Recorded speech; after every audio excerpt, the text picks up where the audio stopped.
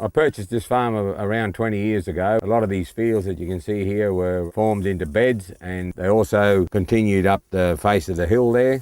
I found that this wasn't a very successful way to handle these fields, so I put a drain at the bottom of the fields there, put some trees in and reforestated that area, reducing the actual runoff in heavy downpours.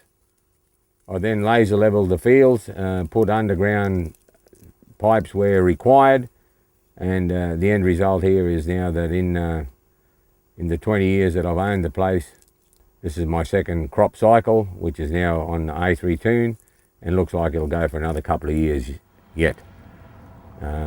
Fertiliser has been applied with stool splitters the whole crop cycle, and you can see here it was done last week, and with very little damage to the sets.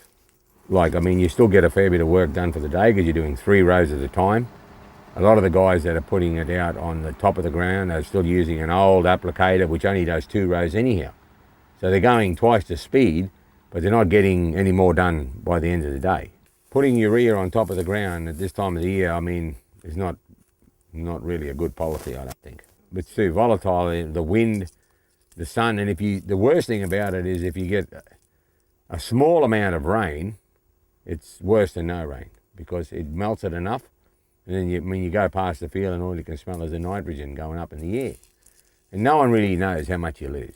They've tried to, you can lose, up to 50%, they claim.